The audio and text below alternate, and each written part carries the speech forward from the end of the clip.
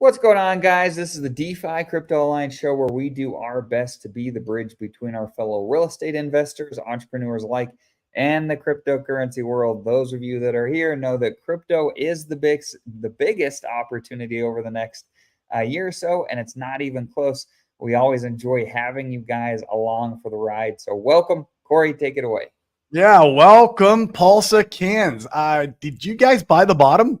I sure hope you bought the bottom because I think that was bottom. I could be wrong. I've been wrong before. I'm just a dude on the internet. I never offer any financial advice. I could barely get by on my own. But, I think that was bottom in my speculation. In the way my money is concerned, I am treating it as bottom. We'll see if other whales want to come and smack it down, but it's been an absolute blast to kind of go through this journey with you guys. And if we are going to make a higher low here in this area and start forming the W on the entirety of the price chart, it could be something very explosive in the works for us towards the end of the year. So we're absolutely in for the ride of our life, in my opinion. And I think Dana's right. The opportunity here is like no other. I am super excited to be on this ride with you guys, where we're using cryptocurrencies, that wealth creation tool, and going to use some real world assets like real estate, maybe some oil and gas, maybe some business merger acquisitions as a wealth preservation tool when that bear market wants to come back and smack us again. We just need to know how to play these cycles, understand them, and follow the big money. It's not too overly difficult. We don't have to buy the perfect bottoms and sell the perfect top. Although you could have bought the second perfect bottom here in these last couple of days. I don't know. We will see if I'm right or wrong, Dane. I felt like I had a pretty good call on the initial bottom of the SEC FUD back in the day when it felt like it was just disgusting and I was throwing up buying the bottom. I feel like we're there again, except for I'm not like throwing up buying the bottom. I mean, I'm going to buy the bottom, but it doesn't feel as disgusting to me because I think once you get rinsed that hard and you have the uncertainty of a three-letter agency hanging over your head and you recover, not that we recovered from that, but I think we recovered from the idea of the three-letter agency kind of being over our head. It doesn't bother me anymore, and I don't think it bothers a lot of us in the Pulsican community. Yeah, it doesn't feel as disgusting buying this bottom. In fact, I would like to buy this bottom this week. I might miss the perfect bottom, and that's fine. I don't need to catch the perfect bottom, but down here in these areas are still juicy sweet. I like these prices, and I'm going to be topping up my ink bag is what I personally want to do. I know some of our Hexo-Gs think that we're going to see some kind of great migration. I don't tend to believe it too much. I think ink's going to have an amazing run.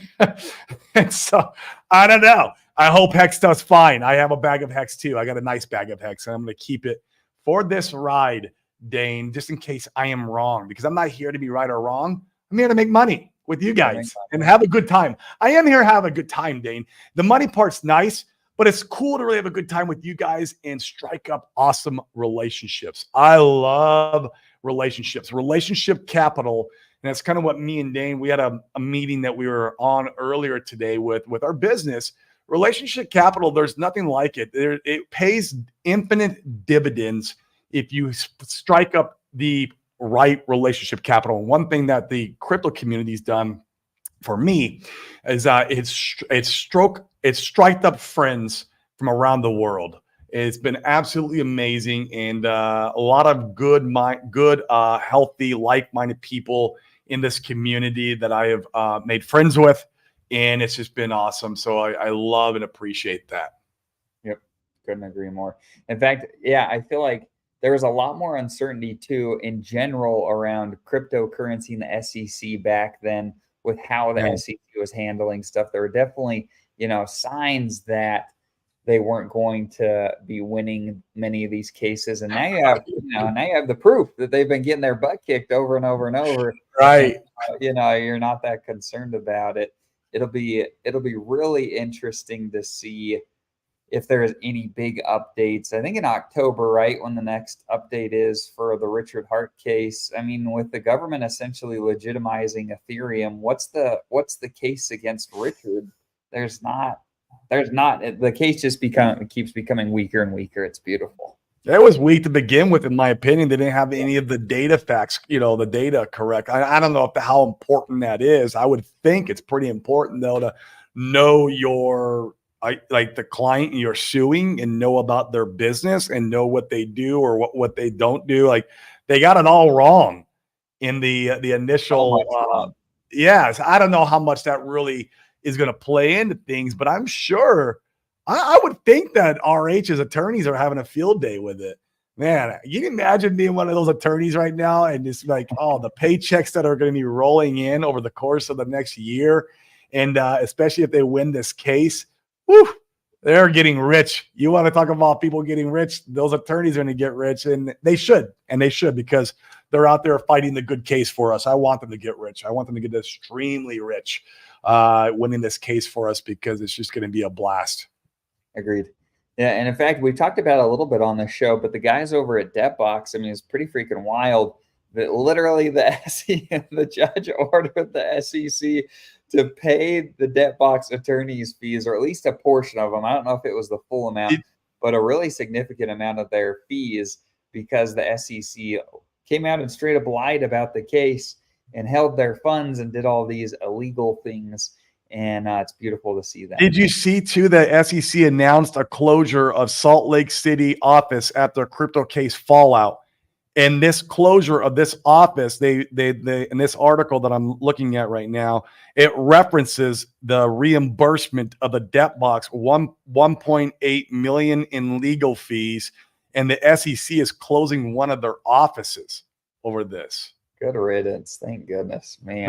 They're really getting smacked down from every way. I mean, how many of those L's like this, where you actually have to close one of your offices and let employees go, and like you have to take a really big L, and it's just embarrassing, in my opinion. You're saying, hey, I'm here to protect the public, but nope, I got to pay the public because I hurt them. Like, how many of these do you have to go through before it's like, you know what, maybe we should just back the F off for a little while and like chill out, because we're making an ass of ourselves, not only to the the good old United States, the Americans, but like to Congress. We've seen Congress spank them multiple times, and you got the kind of momentum shifting around with this presidential election around crypto and as a whole. I don't know how many. I would be like, you know what?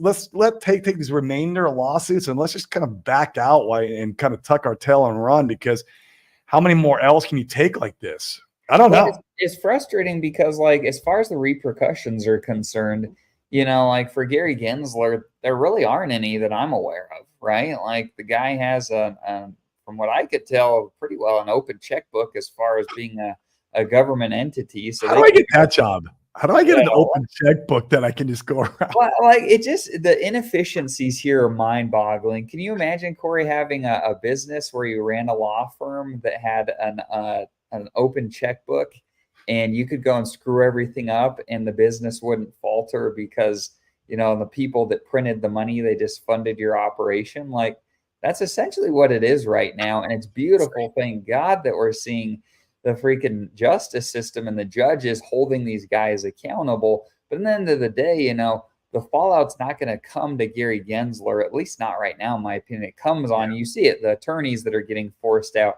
and things of that nature. And so I think it's kind of a beautiful thing. I'd be really curious to be a fly on the wall at the SEC to see, Gary trying to order attorneys around, or whoever's job that is, to say, hey, you're prosecuting this case and this is what we're going to do. And them looking and saying, those couple of guys were forced out of here because they did what you said. How am I going to conduct myself here? Right. And they don't, they don't want the blowback. They don't want to lose their jobs. They don't want to have that negative mark on their resume. So when it's time to leave, they don't want to be forced out. And so I think it's really healthy to have that. And that's, the purpose of these systems. It's nice to see them working properly in some respects here. Once again, massive fundamental bullish divergence on the entirety of the crypto markets and the RH ecosystem. I mean, it speaks volumes. It's insane. The more I think about it, man, and you line that up with like the ETFs.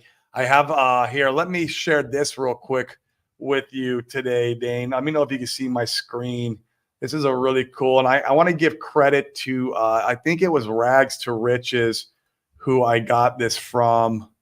Let me pull it up. But this is a projection of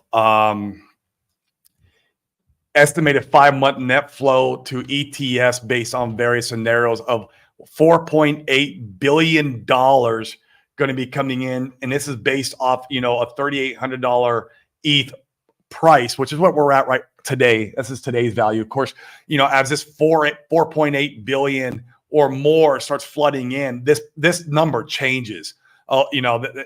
This doesn't stay stagnant at 3,800. We know that. Even Bitcoin didn't stay stagnant. It had a nice little pump, and it's going to continue to pump. I think ETH, man. I don't know, man. I think ETH still has a 10x. Now, once again, not financial advice. I'm a dude on the internet. I don't know anything. I'm just speculating with my own money, and I think I think ETH has a 10x and it's still left in its tank with these kind of numbers and statistics coming out. We know we haven't seen any inflows yet from the Ethereum ETFs. And so it'll be very interesting to see all this money flooding in right around when, there's some kind of like regulation clarity. I mean, are you guys thinking about this stuff? I mean, I get it. It's easy to be bearish on Pulse Chain right now. It's so easy to be bearish on this stuff, but like these things are just the underlying fundamentals that are behind the scenes at work. Like it is lining up to be an absolute banger of a bull run, no matter how you slice it.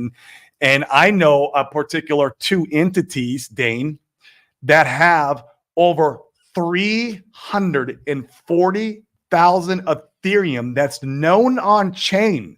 We don't know about what else is lingering around in wallets that we don't know about or in bank accounts that we don't know about, right? But there's 2 entities, and I think they're really good friends. It's speculation again. I don't know shit. But I think these 2 entities are extremely close, and they have 340,000 Ethereum, and they like the Pulse Chain ecosystem. They like Hex, they like Pulse Chain, they like PulseX, and they like Ink, and they like it a lot, Dane. So when you see this, these billions of dollars of net inflow coming into Ethereum, and you see Ethereum do something simple as a 3x, a 5x.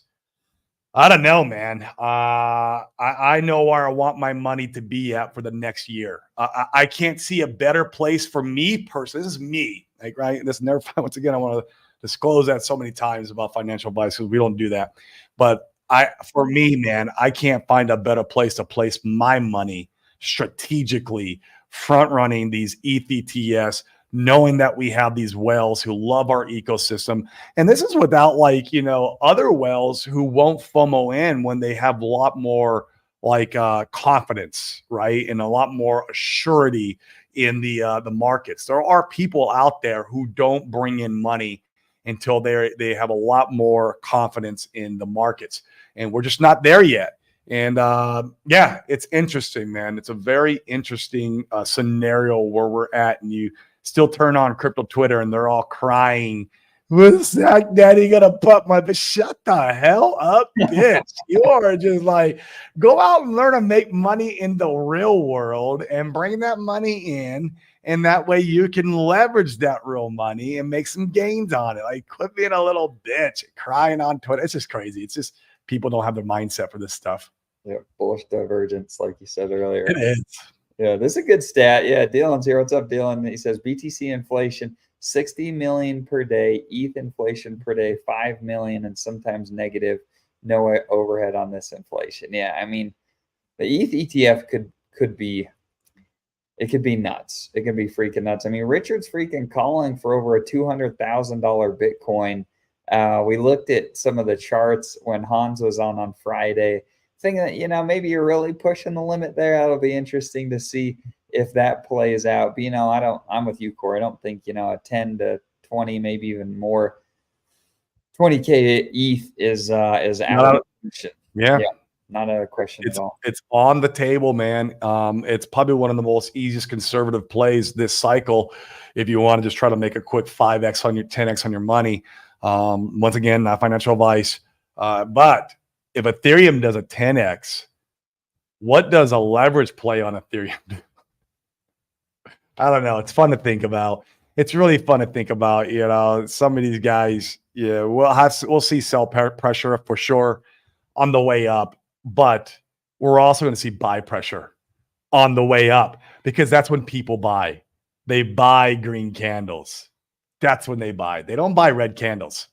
They don't. Even whales have demonstrated this, you know, time and time again that the whales are not necessarily smart money. They're not. They just have a lot of money to throw around and they will buy green candles too. I've seen it now. I didn't believe it before, but now I've seen it and now I believe it. I'm like, oh my gosh. Look at this. Fast Abdul's here. This is interesting. Fuck's about to become deflationary bottoms in. Look at this chart. This is good. It's been a long time that Fucks has been bleeding out, but look at this chart. This is cool. Are you sharing your screen? Oh, there we go. There we go. All right, let me blow this up. So that's a very nice bottoming. Rounded. It's rounded. Yeah, look at that. If you want a little confirmation, I mean, maybe do we see like a W? Maybe not quite yet.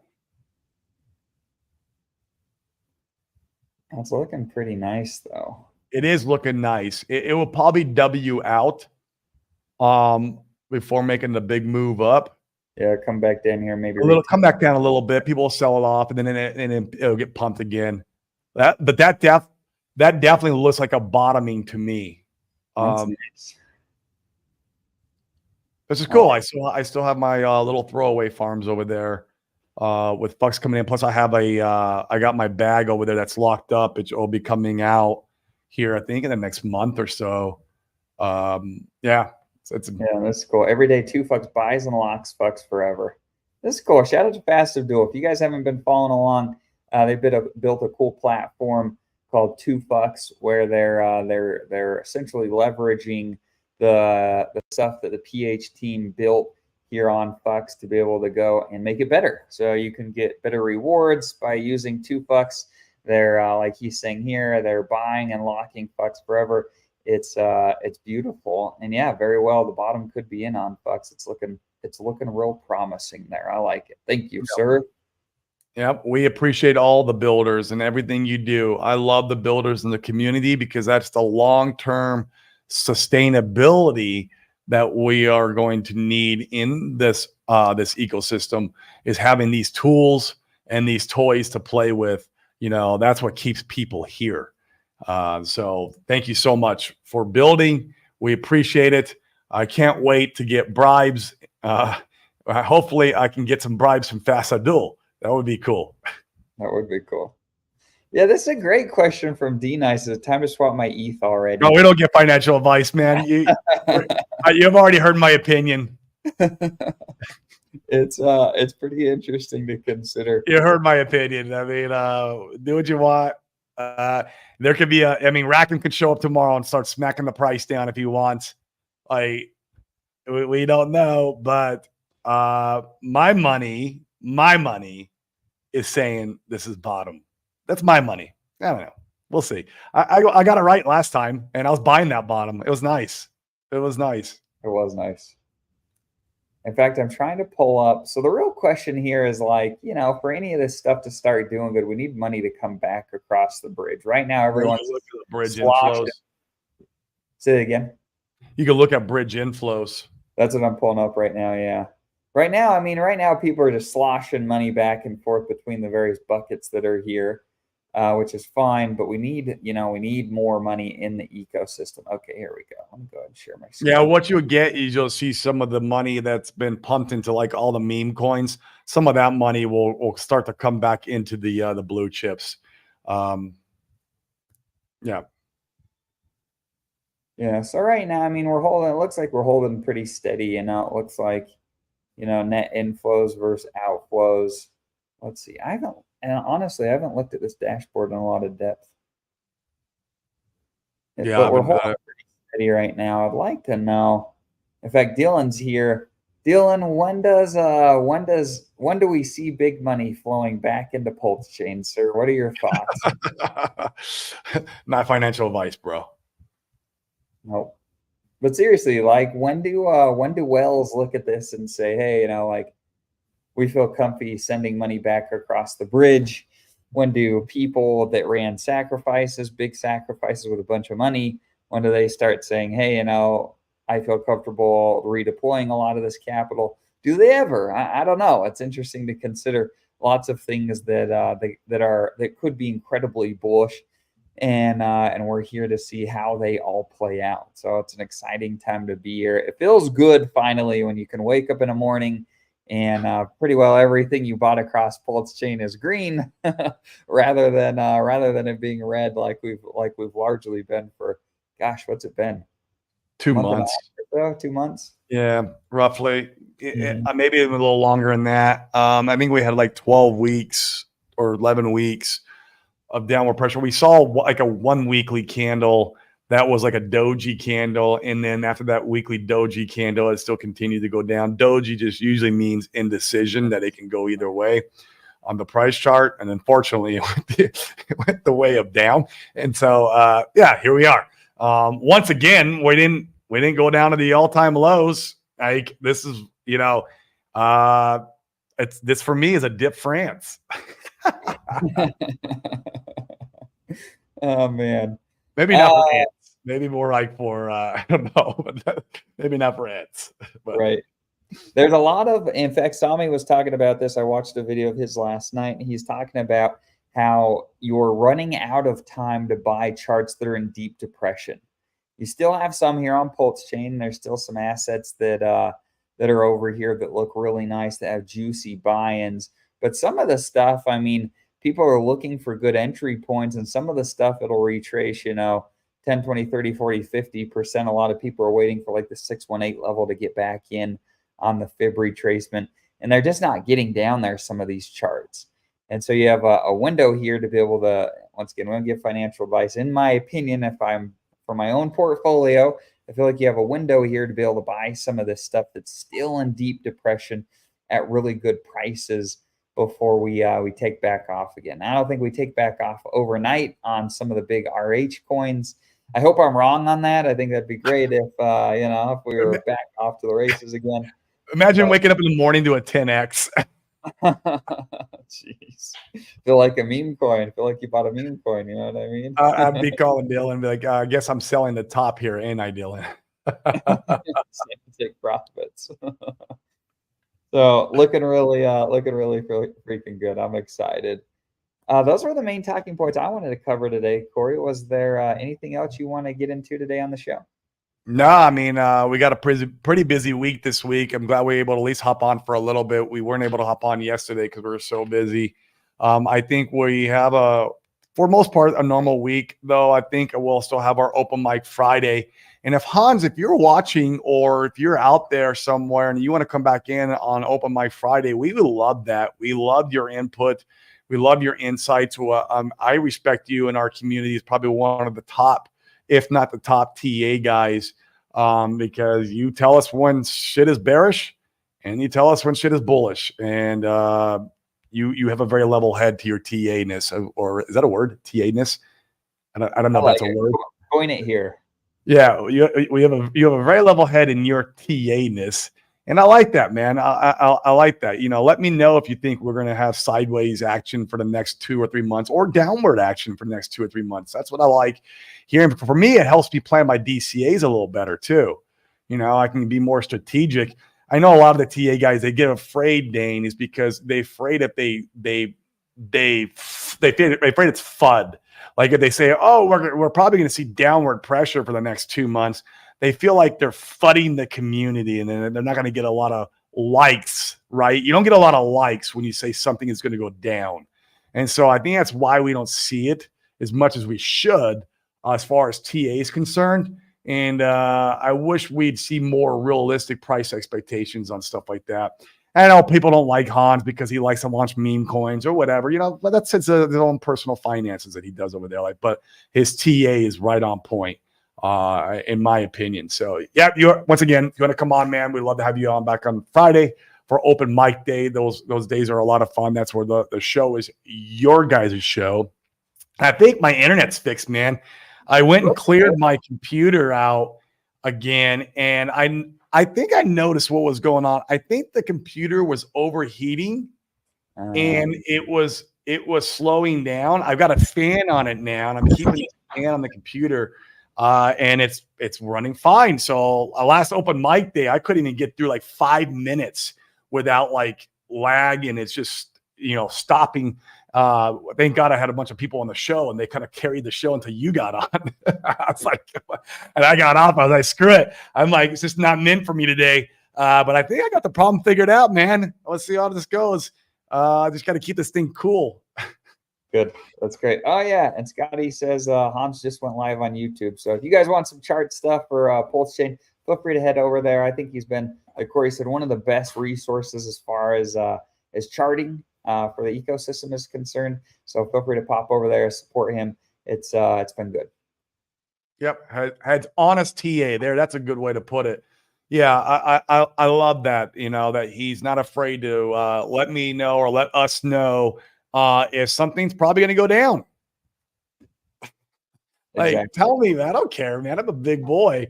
I can handle it, man. In fact, if you tell me something's going to go down, I might go and put a wire in and get ready to do a DCA. That's me. I understand a lot of people on crypto Twitter don't think that way. They kind of tend to think the other way, and they freak out and they start calling you names, and some people get death threats. I never understood that. Like, why are you even here? If you're giving death threats out to people, like Sami gets them all the time. If you get death threats, like, you probably shouldn't be in this asset class. You're probably not mentally stable enough to be a long-term hodler in this asset class. Go buy a rental property. Rental properties retain their value. They're a lot more stable than what crypto does. They can get you some passive income. Now you're not going to get the outlandish gains out of a rental property, but maybe you're just not mentally stable enough to be playing in this space, and maybe you should start over in real estate and have some stability in your life, and then maybe you work your way back into crypto. I don't know. Maybe that's a good way to do it, because you're just not mentally stable. I see it, man, so bad on Twitter, man. All these guys, it's funny. It really is. Oh yeah, this is good. Thanks for bringing this up. Yeah, this is great. Yeah. So 0x Coast is up and running again. I can tell you, those guys have been putting in the work. What they've been doing in the background, I'm sure, has sucked. Brain damage. With the banking partners not wanting to support them and things like sir. that. So they're live and active. My understanding is they're live and active for European customers, existing customers, and they're coming. It sounds like they should be operational here in the next week or two for U.S. customers. Is that right, Corey? Yeah, the news is they struck a relationship with one of the biggest banking financial institutions in the United States. And like what comes to my head is like Bank of America, Chase, JP Morgan, these guys who are the biggest, dogs of the United. Now, who knows who it is, or how they did it, or if they're not disclosing full disclosure what they're doing. Who knows what they're doing? But the fact that they're coming back online here shortly is super, super cool. It almost makes me want to wait to do my DCA until they're back online. Although I probably won't, because I don't know how these, we'll see. I don't know. Maybe I should wait. I don't think we're going to be shooting straight up overnight. And if we see a bit of a green candle and pulsing, we'll have that retracement. I mean, nothing's going to go up. We've been pumping a little bit. We might see a retracement off of this pump, because this has been a double-digit pump now, and we might see a retracement off this. And so if we wait another week, we could be buying that like W formation type bottom and getting in some good entries. So maybe I do wait. Let me think about it. But yeah. And I'm telling you, I think 0x Coast is a huge deal. In fact, we see it all the time. We work primarily with people that, that aren't sophisticated in crypto yet. We help them get there. And I can't tell you how many people in our community are like, please send 0x Coast back. And a lot of people just don't even want to send money through when they've got to go to Coinbase or Kraken or whatever it may be and bridge over and do these additional steps. It's a pain. And so I it's think a pain, and you lose a lot. You lose value on the way there. right. Like by the time you get there, you lost like $120. You're like, what the heck happened to that money? Like, because of course you pay ETH gas fees bridging over, then you had to pay the exchange fees and the conversions of going. I mean, it's so much. It's such a pain. Yeah. It's such a pain. Like, this is the stuff that we need to, Dane, for just mass adoption in Pulse Chain. We need to be like, you point to this and go, oh yeah, you want to come in Pulse Chain? You know how you go and you buy stuff on Coinbase? Yeah, I know that. Well, that's what you're going to do. You're just going to go and wire money into Coast, and then you're going to go buy your stuff. It's just like buying your stuff on Coinbase. That's it. So it's almost the exact same strategy as you would on any centralized exchange. And that is massive. That is so powerful when you're talking to the crypto noob or even some of these crypto, I feel like veterans, or maybe they're veteran traders. Like I don't know if you saw, what's his name? Crypto Face or Crypto. He was like, he couldn't understand how to use the bridge. Like, he was so frustrated with it. And he's a veteran. I mean, obviously he's more of a veteran on the trader side of things, and he'll go trade $1 million leverage. I've seen some of his stuff. It's nuts. But like, he can't comprehend how to use a bridge.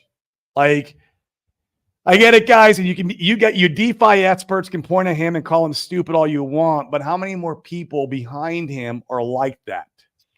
Yeah, so many that have money. He's got money, even if it's only 100 grand. I know someone said, "Oh, it was 100 grand." Like, dude, we got a few of those 100 grand buys. Like, that's what we need. We need those people in. We need them in, and we need the ease. And so, 0x Coast, man, you guys are freaking amazing. You are fighting the good fight.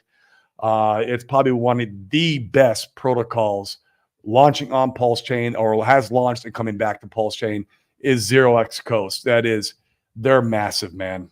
Yeah. Shout out to those guys putting in the work. It's impressive. Yeah. Oh, cool. All right. Well, we go ahead and sound off if you like. Corey, sound it off. Yeah, if these guys would hit the likes and smash the bell button, we'd do it. Guys, I see 205 and there's 107, of course, watching on Twitter. There's always a bunch of you guys on Twitter. I get it. It's easier.